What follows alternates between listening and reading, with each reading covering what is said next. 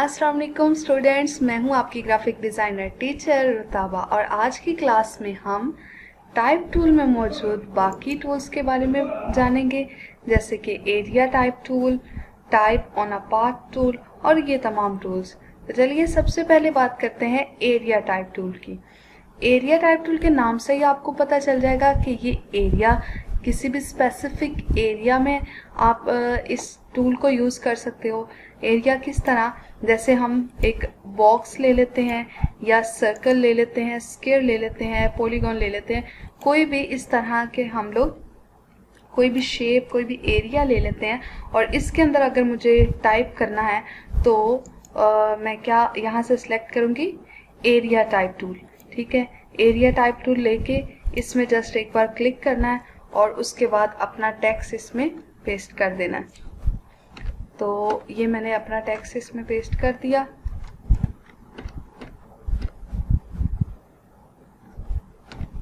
कुछ इस तरह से हमारा टेक्स्ट आ जाएगा इसमें, इस स्टार में इस तरह से हमारा टेक्स्ट आ गया। लेकिन ये देखिए, इसका कुछ हिस्सा जो है ना इस टेक्स्ट का, वो यहाँ से खाली है, मतलब ये स्टार जो है वो एडजस्ट नहीं हुआ। ये पूरी जो जितना भी हमने डाटा लिखा है वो स्टार की शेप में आना चाहिए। उसके लिए टेक्स्ट को मैंने प्रीवियस क्लास में बताया था कि हम टेक्स्ट को जस्टिफाई करते हैं कि स्पेसिफिक एरिया में वो फिट आ जाए। उसके लिए हम टेक्स्ट को क्या करते हैं, जस्टिफाई करते हैं। अब जस्टिफाई कैसे करना है, यहाँ हमारे पास अलाइन के पैनल में आ जाए, बल्कि पैराग्राफ में, पैराग्राफ के पैनल में हमारे पास ऑप्शन है यहाँ जस्टिफाई का। तो ये देखें, इस तरह से हम अपना पैराग्राफ जो है उसको जस्टिफाई कर सकते हैं।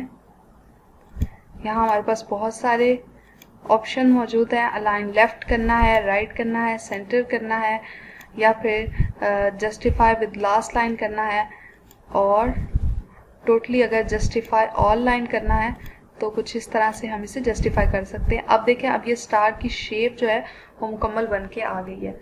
और इसके बाद जो बाकी रिमेनिंग डाटा है उसको किस तरह हम लोग सेलेक्ट करके किसी दूसरी जगह पेस्ट कर सकते हैं, उसका तरीका भी मैंने बताया था आपको कि इस प्लस के साइन पे जस्ट आपने एक बार क्लिक करना है और ये रिमेनिंग टेक्स्ट जो है आपका, वो जहां आप क्लिक करेंगे एक बार तो सेम वैसा ही आपके पास पाथ आ जाएगी, एरिया आ जाएगा।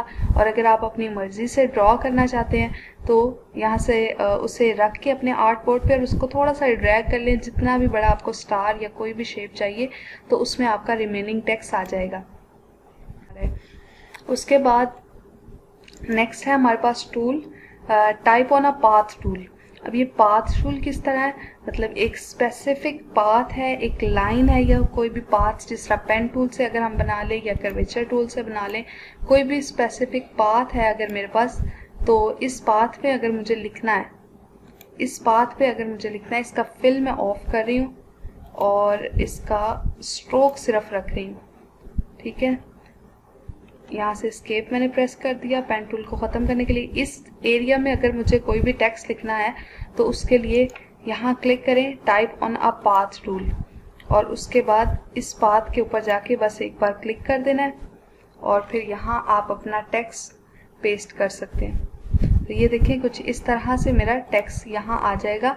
और इसका ये देखें, ये वाला हिस्सा मुझे ये टेक्स्ट जो है वो इस जगह से चाहिए था जहाँ से मेरी पाथ स्टार्ट हो रही थी।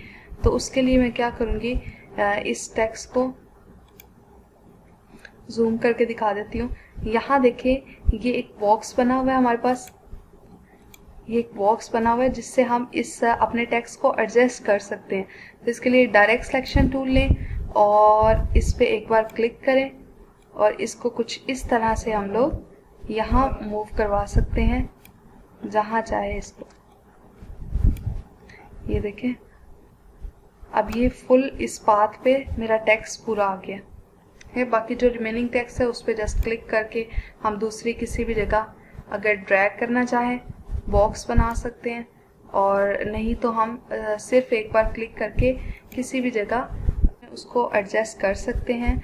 और इसके बाद हमारे पास है next tool vertical type tool. अब ये वर्टिकल किस तरह लिखा जाएगा, ये है मेरे पास बॉक्स, इसमें अगर मुझे टाइप करना है कोई भी टेक्स्ट तो इस तरह से वो वर्टिकली मेरा टेक्स्ट जो है वो लिख के आ जाएगा। अगर मुझे बॉक्स में नहीं लिखना, किसी भी जगह पे अगर मुझे टेक्स्ट अपना लिखना है तो यहाँ से इसको सिलेक्ट करके यहाँ क्लिक करें और ये देखें मेरा टेक्स्ट यहाँ आ गया। तो इस तरह से हम अपना टेक्स्ट यहाँ लिख सकते हैं। टेक्स्ट मैंने आपको बताया था टेक्स्ट किस तरह आप लोगों ने यहाँ लेके आना है। अगर आपके पास टेक्स्ट मौजूद नहीं है तो MS वर्ड में किस तरह जाके हम टेक्स्ट राइट कर सकते हैं, प्रीवियस क्लास में मैंने बताया हुआ है। उसके बाद हमारे पास है next vertical area type tool. अब यही जिस तरह ये एक मैंने पाथ ली थी, इसी तरह अगर दोबारा से मुझे कोई पाथ या कोई शेप चाहिए तो vertical type on a path ये किस तरह यूज़ करना है।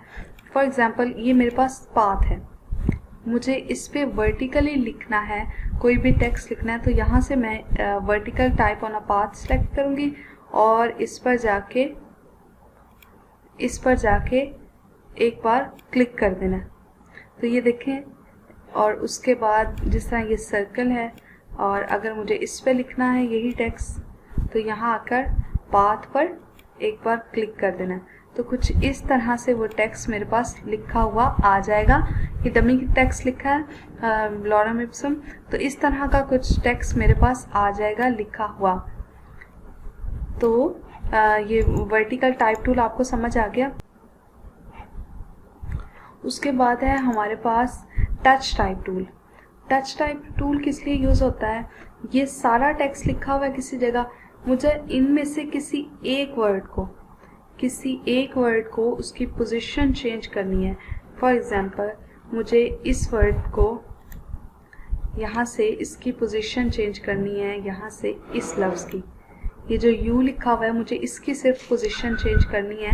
तो यहाँ से मैं जाऊँगी टच टाइप टूल। उसके बाद जिस करैक्टर को मैं सिलेक्ट करूँगी, फॉर एग्जांपल मैंने इसे सिलेक्ट कर लिया, इसको मैं यहाँ से मूव करके किसी भी जगह रख सकती हूँ। मीन्स के किसी स्पेसिफिक वर्ड को अगर मुझे उसकी पोजीशन चेंज करनी है तो हम उसके लिए क्या यूज़ करते हैं, टच टाइप टूल। तो ये देखें, एक स्पेसिफिक वर्ड की अगर मुझे पोजीशन चेंज करनी है तो हम इस तरह कर सकते हैं। होप आपको आज की क्लास पसंद आई होगी। मिलते हैं नेक्स्ट क्लास में। अपना और अपनों का बहुत सारा ख्याल रखें। अल्लाह हाफिज़।